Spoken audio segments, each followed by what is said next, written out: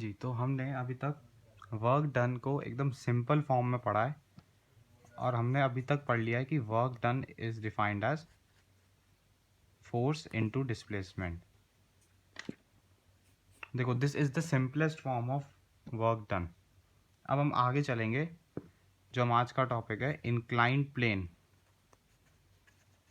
Inclined plane का मतलब क्या होता है? स्लोप। स्लोप पे। अब जैसे मान लो ये एक इंक्लाइंड प्लेन है या स्लोप कह लो आप, और यहाँ पे एक बॉक्स पड़ा है। अब अगर इसमें बॉक्स पे फोर्स लगाऊं हॉरिजॉन्टली ऐसे, ये रही मेरी फोर्स की डायरेक्शन। लेट्स से मैंने 5 न्यूटन्स की इस पे ऐसे फोर्स लगाई। अब आप खुद सोचो कि जो बॉक्स है वो मूव कहाँ करेगा? इंक्लाइंड प्लेन पे मूव करेगा, ऐसे इस डायरेक्शन में ऊपर की तरफ मूव करेगा, और ऐसे चलते चलते फाइनली ये यहाँ पर ऊपर आ जाएगा। ठीक है, तो यहाँ पर एक चीज़ नोटिस करने वाली क्या है कि फोर्स हमने हॉरिजॉन्टली लगाई है। ये रही हमारी फोर्स की डायरेक्शन ऐसे, ये रही 5 न्यूटन्स। और डिस्प्लेसमेंट कहाँ है? ऐसे ऊपर की तरफ है ना, तो मैं कह सकता हूँ डिस्प्लेसमेंट ऐसे है। तो ये रही हमारी फोर्स की डायरेक्शन और ये है हमारी डिस्प्लेसमेंट की डायरेक्शन। अब यहाँ पे इंपॉर्टेंट चीज़ क्या नोट करने की कि फोर्स और डिस्प्लेसमेंट ये दोनों सेम डायरेक्शन में नहीं है। फोर्स हॉरिजॉन्टल है और डिस्प्लेसमेंट थोड़ा इंक्लाइंड है। तो इनके बीच में ये एंगल डिफाइंड है थीटा। इनके बीच में एंगल है कुछ थीटा। अब अगर मेरे को वर्क डन निकालना है, यहाँ पे अगर मेरे को वर्क डन निकालना है कि मैंने बॉक्स को यहाँ से उठाकर यहाँ पर ले आया, तो मेरा कितना वर्क डन है? तो वर्क डन में मैं फोर्स इनटू डिस्प्लेसमेंट का फॉर्मूला अब नहीं लगा सकता जो हम पहले पढ़ रहे थे।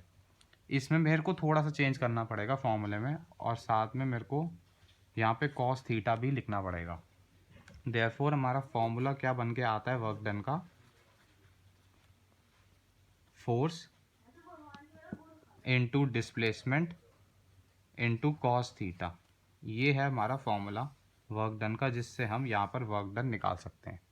अब आप पूछो वर्क डन में हमने फोर्स इनटू डिस्प्लेसमेंट में कॉस थीटा का फैक्टर क्यों मल्टीप्लाई किया? क्योंकि जो हमारा फॉर्मूला सिंपल वाला था ना, जो हम पहले अभी तक पढ़ते आ रहे हैं, that is work done is equals to force into displacement. ये फॉर्मूला एक ही कंडीशन पर वैलिड है, जब हमारी force and displacement same direction में हो। अगर हमारी force and displacement same direction में होगी तभी ये फॉर्मूला हमारा वर्क डन का, that is force into displacement, valid है। जैसे फॉर एग्जांपल हमारी फोर्स ऐसे है और डिस्प्लेसमेंट भी ऐसे हो रहा है। जो अभी तक हम पढ़ते आ रहे थे कि मान लो एक मैन है और ये बॉक्स पर फोर्स लगा रहा है और ये बॉक्स ऐसे चल के आगे आ गया, तो इसकी फोर्स की डायरेक्शन क्या है? ये रही हॉरिजॉन्टल, ये रही। और डिस्प्लेसमेंट क्या है? आगे की तरफ। तो यहाँ पे फोर्स भी और डिस्प्लेसमेंट भी दोनों सेम डायरेक्शन में है। दैट्स वाई हम यहाँ पर अभी तक जो फॉर्मूला लगा रहे थे वो था फोर्स इनटू डिस्प्लेसमेंट। यहाँ पे नोट करने वाली बात क्या है कि फोर्स हम हॉरिजॉन्टल लगा रहे हैं, लेकिन डिस्प्लेसमेंट इंक्लाइंड है, थोड़ा ऊपर की तरफ है। इनके बीच में कुछ एंगल बन रहा है थीटा। अब हम जो फॉर्मूला लगाएंगे वो है work done is equals to force into displacement into cos theta. अब जो हमने फॉर्मूला पढ़ा है वर्क डन का, उससे रिलेटेड कुछ बातें कर लेते हैं। जो हमने वर्क डन का फॉर्मूला पढ़ा है that is force into displacement into cos theta. अब यहाँ पे जो ये थीटा है ना, theta is the angle. Angle कौन सा वाला? Angle between force and displacement. Force और डिस्प्लेसमेंट के बीच का एंगल होता है थीटा। बहुत इंपॉर्टेंट है ये कि थीटा क्या है? हमारा फोर्स और डिस्प्लेसमेंट के बीच का एंगल। जैसे हमारी फोर्स ऐसे थी इंक्लाइंड प्लेन पे, ये थी हमारी फोर्स, और डिस्प्लेसमेंट ऊपर की तरफ था, तो इनके बीच का एंगल हमें लेना है थीटा। ठीक है। और यहाँ पे एक इम्पॉर्टेंट बात क्या है कि जो हमने फॉर्मूला पढ़ा है ना, work done is force into displacement into cos theta, this formula is always valid. ये फॉर्मूला हमेशा सही होगा। लेकिन जो हमने फॉर्मूला पहले पढ़ा था, work done is equals to force into displacement, ये फॉर्मूला सिर्फ एक ही कंडीशन पर वैलिड है कि जब फोर्स और डिस्प्लेसमेंट सेम डायरेक्शन में हो।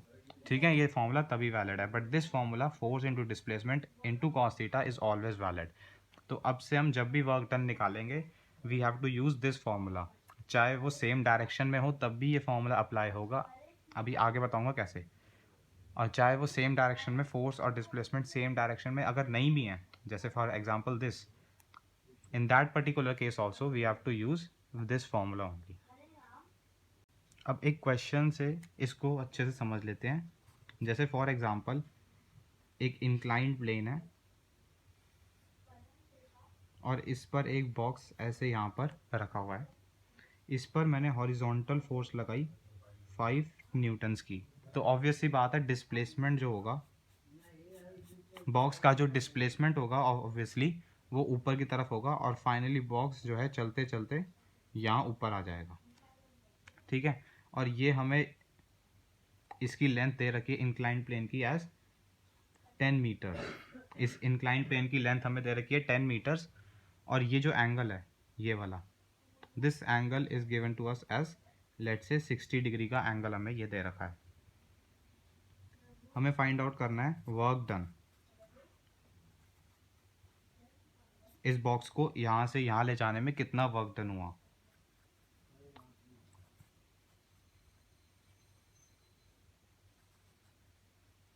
तो वर्क डन का फॉर्मूला लगाएंगे यहाँ पे, that is force into displacement, आगे कॉस थीटा भी मल्टीप्लाई करना है। अब हमें यही फॉर्मूला लगाना है ऑलवेज, हमेशा यही फॉर्मूला यूज़ करेंगे हम, force into displacement into cos theta. तो वर्क डन कैसे आएगा, work done is equals to force कितनी है यहाँ पे 5 न्यूटन्स की, डिस्प्लेसमेंट कितना है, box initial position final position को स्ट्रेट लाइन से ज्वाइन करेंगे तो ये 10 मीटर्स आ रहा है, इनटू कॉस थीटा। अब यहाँ पे कॉस थीटा बहुत इंपॉर्टेंट है, मैंने बताया था थीटा क्या है, angle between force and displacement, force और डिस्प्लेसमेंट के बीच का एंगल। अब अगर फोर्स हॉरिजॉन्टल है ऐसे तो मैं इसको ऐसे एक्सटेंड कर सकता हूँ आगे, ये रही मेरी फोर्स की डायरेक्शन, ये फोर्स की डायरेक्शन हो गई। अब डिस्प्लेसमेंट की डायरेक्शन कहाँ पे है, बॉक्स ऊपर की तरफ मूव कर रहा है ऐसे, तो ये डिस्प्लेसमेंट की डायरेक्शन मेरी ये रही ऐसे एरो, ये डिस्प्लेसमेंट की डायरेक्शन ऊपर और फोर्स ऐसे हॉरिजॉन्टल। अब ये रही फोर्स और ये रही डिस्प्लेसमेंट, इन दोनों के बीच का एंगल कौन सा है, ये रहा 60 डिग्री। तो यहाँ पे cos 60 वैल्यू पुट करेंगे हम, cos 60 दैट इज 5 10, और cos 60 की वैल्यू होती है 1/2, so this will give you your answer as 25 joules. Next question पे चलते हैं। ये जैसे हमारा एक इंक्लाइंड प्लेन है, यहाँ पे एक बॉक्स पड़ा है, इस इंक्लाइंड प्लेन की जो लेंथ है वो है 10 मीटर्स, और इस बार मैंने फोर्स की डायरेक्शन देखना कैसे बनाई है, ऐसे अलोंग द इंक्लाइंड प्लेन। तो बॉक्स यहाँ से चलते चलते ऊपर पहुँच जाएगा फाइनली। ठीक है, again we have to calculate the work done. तो सेम फॉर्मूला लगाएंगे, work done is equals to force into displacement into cos theta. Force कितनी है 5 न्यूटन्स, अब डिस्प्लेसमेंट क्या है, initial position final position straight line, और ये 10 मीटर्स आ रहा है। अब कॉस थीटा, अब बहुत इंपॉर्टेंट है, थीटा क्या है फिर से बता रहा हूँ, angle between force and displacement. तो सबसे पहले फोर्स बनानी है हमें, फोर्स कहाँ है, देखो ऐसे ऊपर की तरफ है, ये रही force along the inclined plane 5 newtons. अब ध्यान से, डिस्प्लेसमेंट कहाँ है, ऊपर की तरफ, ये रहा। अब बताओ फोर्स और डिस्प्लेसमेंट जो है, ये रही फोर्स ऐसे ऊपर की तरफ, ये रही ना, और ऐसे ही सेम डायरेक्शन में डिस्प्लेसमेंट भी है। अब बताओ फोर्स और डिस्प्लेसमेंट के बीच का एंगल कितना है, 0 डिग्री आ रहा है, ये दोनों पैरेलल हैं 0 डिग्री। तो यहाँ पे हम पुट करेंगे cos 0, तो 5 इंटू 10 इंटू कॉस 0 की वैल्यू कितनी होती है 1, देयरफॉर इस केस में आंसर आ गया हमारा 50 जूल्स। अब यहाँ पर एक इंटरेस्टिंग चीज़ पता है क्या है, कि फोर्स और डिस्प्लेसमेंट के बीच का एंगल 0 डिग्री है, दैट मीन्स मैं कह सकता हूँ कि फोर्स और डिस्प्लेसमेंट दोनों सेम डायरेक्शन में है। और हमने स्टार्टिंग में पढ़ा था कि जब फोर्स और डिस्प्लेसमेंट दोनों सेम डायरेक्शन में है तो हमने स्टार्टिंग में फॉर्मूला पढ़ा था कि work done is equals to force into displacement. ये फॉर्मूला हमने कब अप्लाई किया था कि जब force and displacement are in same direction. अब ये फॉर्मूला पता है कैसे डिराइव हुआ? यहाँ पे अगर वो सेम डायरेक्शन में है दैट मीन्स थीटा कितना होगा 0। अब यहाँ पे जरा थीटा की जगह 0 पुट करना, कॉस 0 की वैल्यू 1 होती है। तो देयरफॉर वर्क डन का फॉर्मूला क्या आ रहा है? Force into displacement. तो ये फॉर्मूला जो था वो यहीं से आया था, इसलिए मैंने कहा कि this formula is always valid. क्योंकि यहाँ पे आप थीटा की वैल्यू 0 पुट करते हो तो आपका वर्क डन का फॉर्मूला फोर्स इनटू डिस्प्लेसमेंट आ रहा है। दैट मीन्स ये formula is always valid, but this formula is valid only when your force and displacement are in same direction। ठीक है, तो ये फॉर्मूला आप लगाओगे तो कभी गलती नहीं होगी। अब इसी में पता है अच्छा न्यूमेरिकल कहाँ बन सकता है आपको? यहाँ वर्क डन बाय ग्रेविटी में अच्छा न्यूमेरिकल बन सकता है इस पर। अब देखो, जैसे मान लो एक बॉक्स है, इस बॉक्स पर ग्रेविटेशनल एक्सेलरेशन लग रही होगी जी, जो कि आपने पढ़ी है 10 मीटर्स पर सेकेंड स्क्वायर होती है डाउनवर्ड्स। ठीक है, तो इस पे ग्रेविटेशनल, अगर हमें ग्रेविटेशनल फोर्स निकालनी है इस बॉक्स पर, मतलब हर एक ऑब्जेक्ट पर अर्थ अपनी फोर्स लगाती है, ग्रेविटेशनल फोर्स, तो वो फोर्स का फॉर्मूला होता है mg। अब ये mg कैसे आया? देखो, आपने 9th क्लास में पढ़ा होगा कि force is equals to mass into acceleration. तो force is equals to mass और एक्सेलरेशन कितना है यहाँ पे? g, that is 10 meters per second square. तो यहाँ पे f इक्वल्स टू mg। तो हर ऑब्जेक्ट पर जो है अर्थ इतनी ही फोर्स लगाती है, that is m into g. m क्या हो गया? इसका मास, जो बॉक्स है ना इसका मास कितना है, और g क्या है? एक्सेलरेशन ड्यू टू ग्रेविटी, जो कि है 10 मीटर्स पर सेकेंड स्क्वायर। और इसकी डायरेक्शन हमेशा कैसी होगी? डाउनवर्ड्स, क्योंकि अर्थ अपने सेंटर की तरफ इसको खींचेगी, दैट इज इसको नीचे की तरफ खींचेगी। तो आप इसकी डायरेक्शन पता होनी चाहिए डाउनवर्ड्स। और फोर्स कितनी है? Gravitational force mg। फोर्स कितनी है? mg। तो ये इंपॉर्टेंट कंसेप्ट है, दिमाग में बिठा लो। ग्रेविटेशनल फोर्स कितनी होगी? mg। और डायरेक्शन क्या होगी mg की? डाउनवर्ड्स।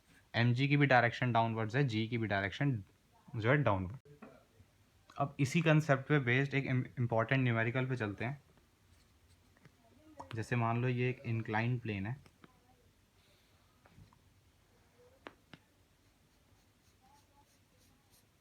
ठीक है, और यहाँ पे एक बॉक्स पड़ा है।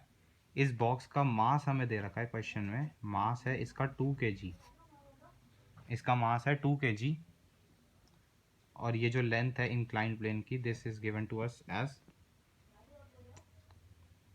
जो लेंथ है इंक्लाइन प्लेन की, this is given to us as 10 metres. Okay, और इस बॉक्स को हम पुल कर रहे हैं, ऊपर की तरफ हमने फोर्स लगाई है ऐसे 15 न्यूटन्स की। ऊपर की तरफ हमने फोर्स लगाई है 15 न्यूटन्स, और इसको हम खींच कर ऊपर की तरफ यहाँ पर ले आए हैं फाइनली। अब इस क्वेश्चन में दो पार्ट्स हैं। पहला पार्ट है calculate the work done, calculate work done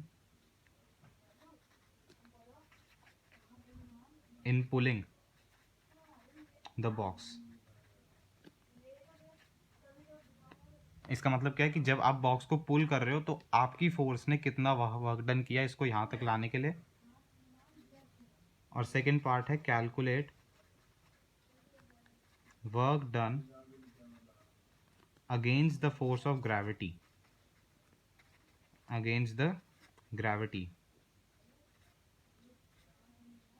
और ये जो एंगल हमें दे रखा है यहाँ पे, इंक्लाइन प्लेन का जो एंगल है, ये एंगल है लेट्स से 30 डिग्रीज। ये एंगल हमें दे रखा है 30 डिग्रीज का। तो ये दो पार्ट हैं, आपके पास है 5 मिनट, आराम से बैठ के ट्राई करो, लगाओ दिमाग। होपफुली आपने करा होगा ट्राई।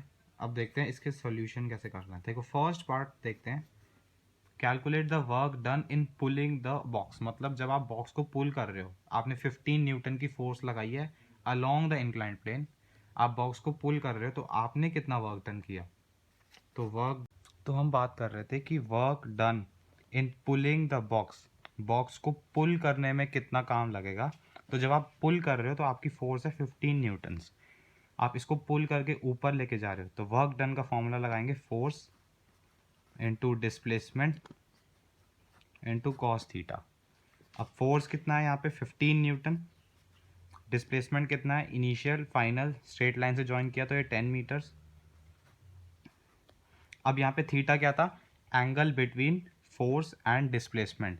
अब आपकी जो पुलिंग वाली फोर्स है 15 न्यूटन्स की अलोंग द इंक्लाइंड प्लेन है ऐसे, और आपकी जो बॉक्स की डिस्प्लेसमेंट है वो भी अलोंग द इंक्लाइंड प्लेन है, that means theta is again 0 degree.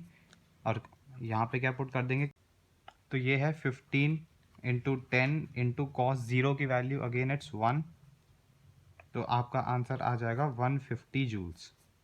150 joules का वर्क डन करना है in order to take the box up over here. और ये 150 जूल्स का वर्क डन आप करोगे जब आप 15 न्यूटन की फोर्स ऐसे लगाओगे अलोंग द इंक्लाइंड प्लेन। तो सेकेंड पार्ट में अब हमें निकालना है कि work done against the gravity. ये बहुत इंपॉर्टेंट है, इस पे स्टार लगा लो, अगेंस्ट द ग्रेविटी। अब यहाँ पे देखो, जब हम बॉक्स को ऊपर लेके चले गए हैं ओवर हेयर, अब इस पे बताओ जो है ग्रेविटेशनल फोर्स नीचे की तरफ एक्ट करेगी mg डाउनवर्ड्स, तो यहाँ पे mg फोर्स नीचे की तरफ एक्ट करेगी ऐसे, mg एक्ट करेगी डाउनवर्ड्स। और बॉक्स का डिस्प्लेसमेंट कहाँ से हुआ, यहाँ से ऐसे।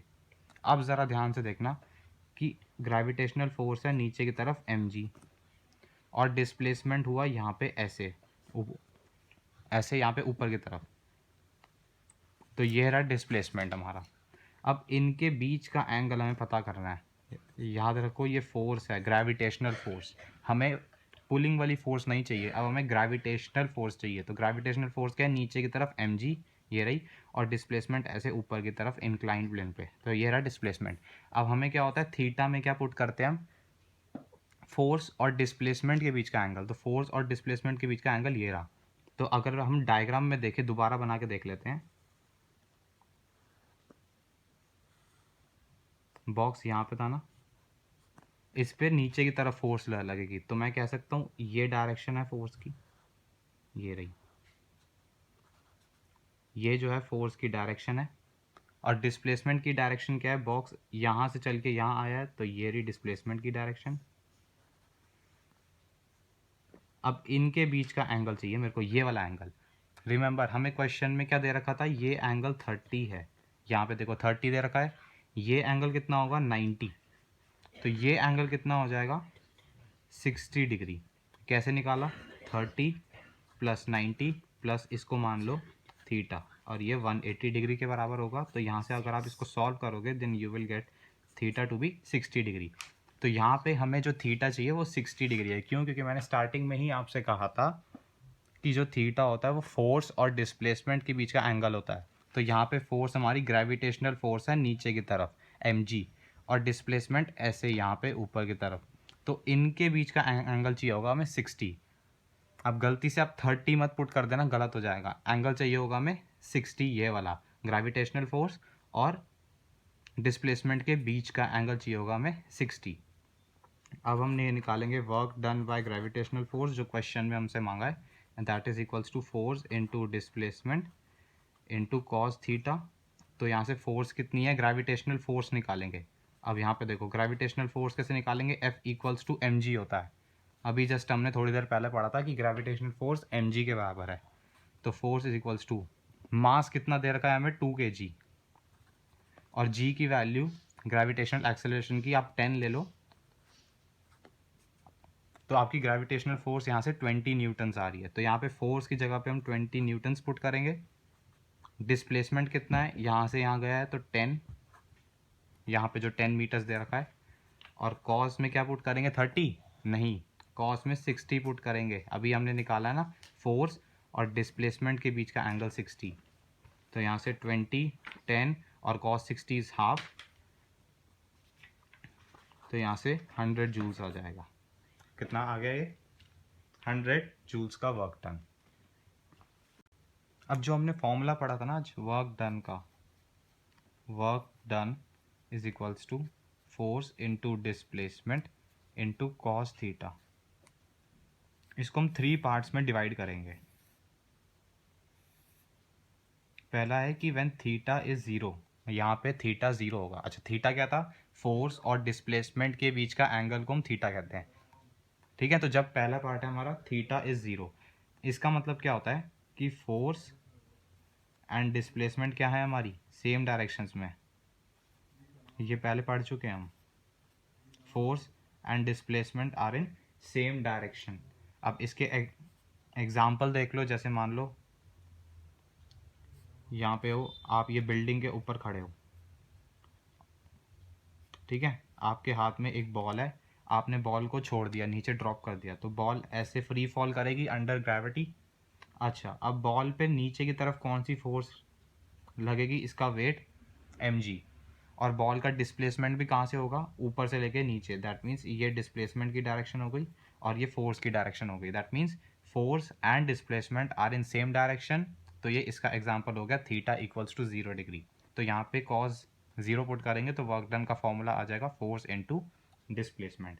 अभी हमने एक और एग्जांपल पढ़ा था थोड़ी देर पहले इंक्लाइंड प्लेन का ही, कि मान लो यहाँ बॉक्स है और आप इस पे force along the inclined plane लगा रहे हो ऐसे, और डिस्प्लेसमेंट भी कैसे होगा? ऐसे ऊपर की तरफ। तो force and displacement are in same direction. Again theta is 0 degree. Again you will put cos 0 over here, वो आ जाएगा 1। और वर्क डन का फॉर्मूला फिर से फोर्स इनटू डिस्प्लेसमेंट आ जाएगा। तो ये थीटा इक्वल्स टू 0 डिग्री का केस था। अब नेक्स्ट केस आता है यहाँ से थीटा इक्वल्स टू 90 डिग्री का केस। इंपॉर्टेंट केस है ये। इसका मतलब क्या है कि थीटा यानी angle between force and displacement इस बार 90 होगा। फोर्स एंड डिस्प्लेसमेंट के बीच का एंगल कैसा होगा? 90 डिग्री। जैसे मान लो अगर ये आपकी फोर्स है तो डिस्प्लेसमेंट ऐसे होगा। ठीक है, इसका एग्जाम्पल जो आपकी बुक्स में भी दे रखा होगा वो कूली का एग्जाम्पल होगा, कि कूली अपने सर पे जो है लोड कैरी करता है। तो यह जो लोड है इसका वेट होगा नीचे की तरफ mg। ये जो बक्सा इसके सर पे जो बक्सा है इसका वेट होगा नीचे की तरफ mg, और कूली आगे की तरफ चल रहा होगा। ये कूली का डिस्प्लेसमेंट आगे की तरफ, तो ये इसका वेट नीचे की तरफ और ये कूली का डिस्प्लेसमेंट, इनके बीच का एंगल कितना है? 90। तो ये एक अच्छा एग्जाम्पल है थीटा इक्वल्स टू 90 डिग्री का। फिर आपने एक और एग्जाम्पल पता नहीं सुना है कि नहीं, ये भी एक अच्छा एग्जाम्पल है। जैसे ये सन है और सन के अराउंड जो है वो अर्थ रिवॉल्व करती है। ये अर्थ है, सन के अराउंड अर्थ रिवॉल्व करती है। अब जो है सन अर्थ को ग्रेविटेशनल फोर्स से अट्रैक्ट करता है ऐसे टूवर्ड्स द सेंटर, और अर्थ का डिस्प्लेसमेंट ऐसे होता है टेंजेंशियल। तो इनके बीच का एंगल भी कितना है? 90। क्यों? क्योंकि ये रेडियस हो गया और ये सर्कल की टेंजेंट हो गई, और tangent and radius are always perpendicular. तो ये एक इंपॉर्टेंट एग्जांपल है कि सन जो है अर्थ को अपने सेंटर की तरफ अट्रैक्ट करता है, और अर्थ का जो डिस्प्लेसमेंट है वो टेंजेंशियल होता है। इनके बीच का भी एंगल 90 डिग्री होता है। अब अगर आपको इस केस में वर्क डन निकालना है तो यहाँ पे कॉस 90 पुट करोगे, और कॉस 90 की वैल्यू आप ट्रिग्नोमेट्री टेबल में चेक करना, ज़ीरो होती है। देयरफॉर वर्क डन कितना आ गया यहाँ पे? ज़ीरो। इन दोनों ही केसेस में, कूली वाले केस में और ये अर्थ वाले केस में, वर्क डन ज़ीरो आएगा। इस केस में कितना था वर्क डन? यहाँ पे थीटा अगर आप 0 पुट करोगे तो कॉस 0 की वैल्यू 1 होती है। देयरफॉर वर्क डन का फॉर्मूला फोर्स इनटू डिस्प्लेसमेंट, जो हमने स्टार्टिंग में किया था। ठीक है, अब यहाँ पे आता है हमारा last case theta equals to 180 degrees का। अच्छा, 180 डिग्रीज का मतलब क्या है कि फोर्स एंड डिस्प्लेसमेंट जो है ये हमारे ऑपोजिट डायरेक्शन में है। Force and displacement are in opposite direction. जैसे मान लो अगर ये फोर्स है तो डिस्प्लेसमेंट इसके जस्ट अपोजिट होगी। इनके बीच का एंगल कितना बन रहा है? 180 डिग्रीज। ठीक है, इसका एग्जाम्पल क्या हो सकता है? जैसे मान लो आपके हाथ में एक बॉल है और आपने इस बॉल को ऊपर उछाला, तो बॉल क्या है? ऊपर की तरफ जाएगी, तो इसका डिस्प्लेसमेंट ऊपर की तरफ होगा। बॉल का डिस्प्लेसमेंट ऊपर की तरफ, लेकिन बॉल पे ग्रेविटेशनल फोर्स कैसे लगेगी? नीचे की तरफ mg। तो इस पे ग्रेविटेशनल फोर्स नीचे और बॉल का डिस्प्लेसमेंट ऊपर। देयरफॉर एंगल कितना है? 180 डिग्रीज का। ठीक है, और इस केस में अगर हमें वर्क डन फाइंड आउट करना है तो वर्क डन में यहाँ पे कॉस आप 180 पुट करना, और ट्रिग्नोमेट्रिक टेबल कहता है कि कॉस 180 की वैल्यू -1 होगी। तो यहाँ पे वर्क डन आ जाएगा फोर्स इनटू डिस्प्लेसमेंट, और क्योंकि -1 थी कॉस 180 की वैल्यू तो यहाँ पे हमने माइनस लगा दिया साथ में। अब यहाँ पे नोट करने के लिए हमारे पास 3 इंपॉर्टेंट पॉइंट्स हैं, बहुत इंपॉर्टेंट है ये।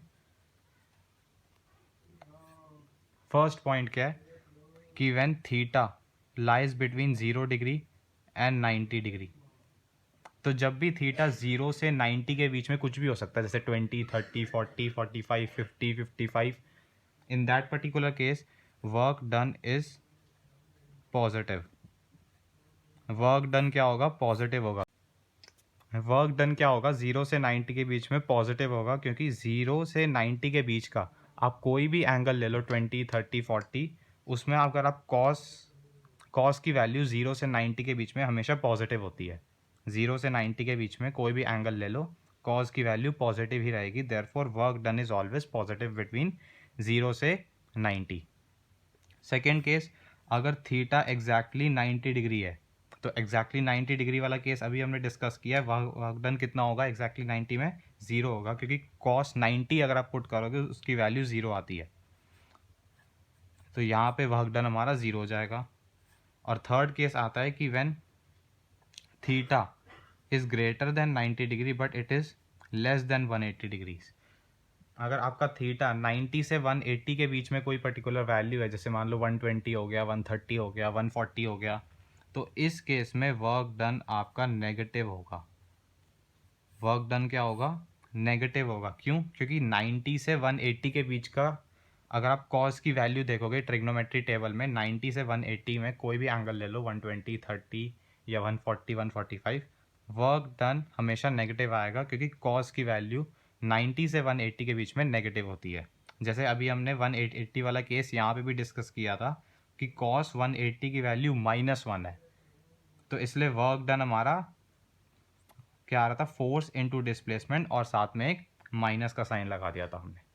ओके, तो ये 3 इंपॉर्टेंट केस हैं, इनको नोट डाउन कर लो। अब लास्ट टॉपिक पे आते हैं आज का, कि वर्क जो है 0 कब कब हो सकता है, इसकी कंडीशंस कर लेते हैं कि वर्क डन आपका 0 कब कब हो सकता है। ये कंडीशंस आ सकती हैं एग्ज़ाम में कि when work is said to be 0। तो पहली कंडीशन क्या है कि फोर्स आपकी 0।